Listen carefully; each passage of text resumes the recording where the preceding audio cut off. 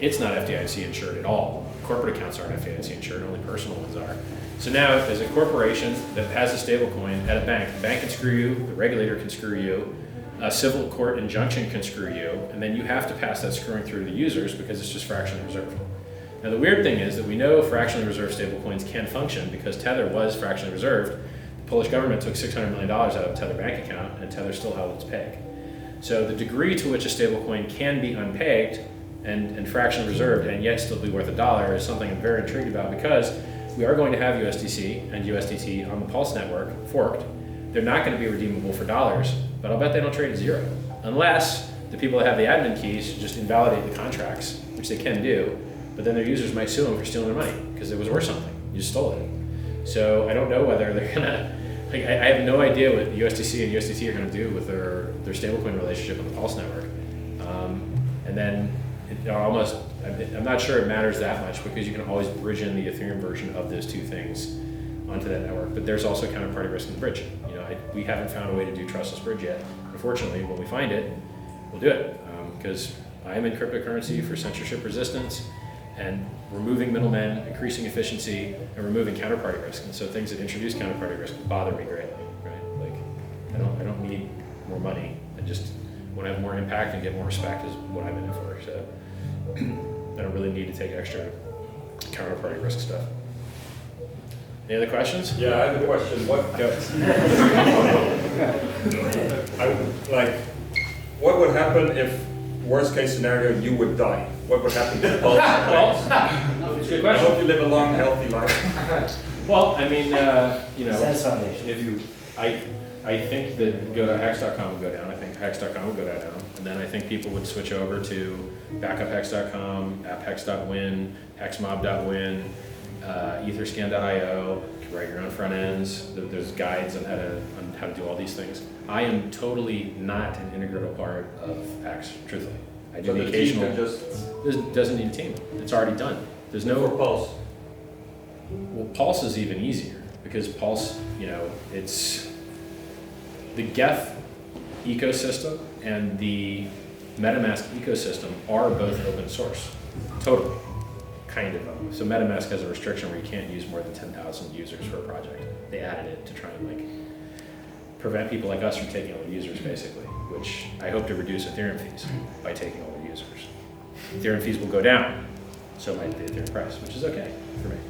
Vitalik was ragging on Bitcoin when Bitcoin was too expensive to transact on. Well, homie, you know, you live by the sword, you die by the sword. Now your transactions are $30 to send an ERC20, $50 to send an ERC20. Now you got to eat that same crow, and you know, people like me got to come along and build more capacity because there's no other solution to it. There's no game theory bidding mechanism which will add capacity. You have to actually add capacity. So as far as counterparty risk with me, why don't you just pretend that I'm dead and pretend that go.hex.com and hex.com are offline and give it a go? And I think that you're going to be just fine because we are truly decentralized. Like there is no, I quote these specifically from laws that I've read. And so the language is very specific. There is no critical managerial or entrepreneurial effort on my part. None. If I die, what changes? Nothing changes. Use a different front end. That's it, right? And then Pulse Chain is even more distributed because all the things that are kind of front ends that are popular are just Geth and MetaMask. And I didn't invent Geth and I didn't invent MetaMask, so I matter even less in that arena. Yeah, so in my life, it's really maybe important to my fans, maybe important to me, but like to the actual Hex project, I don't think it's that important. I mean, think about how many people do live streams and what percentage of them are me. Very few. Good. So I had a question when it comes to, because it also comes back to the liquidity thing. Sure. No doubt you've thought of this, but is there an idea that Hex will be the primary liquidity pool for Pulse? Because Hex is primarily backed by USDC. I have no idea. I actually don't know. Hard slop I never basically thought about state it. that if Pulse goes up, Hex goes up, and Hex goes up, Pulse goes up. You know, that'd be something really fun to think about. You should pop that in the chats, and maybe if you tweet it, I'll even retweet it, because it seems like a really cool question. There is some game theory that I just haven't ever gotten around to. You know, I'm focused on hiring devs, and there is game theory I haven't addressed. So I spent like 200 hours looking at the Hex game theory, Pulse game theory, and I put that like a game theory chat. Can I get into that? Where? Which one? Oh, the secret chat? I guess. You'd have to build community. Hex I would Pro? have to know you. Hex Pro? You're going to have to be in it for a while. There's only like 70 people in there. Yeah, I'm not wealthy because of you yet, but It ain't about wealth, man. It's just about intellectual respect. Like when I see people bringing good content over like a year, like that I know, I value their opinion on game theory basically. So I have a secret game theory chat for Pulse that there's just 70 people in it. And do you think like with the banking so forth, because people are going to have like hex liquidity added to pools, because that's going to be primarily trading there, I'm going to think.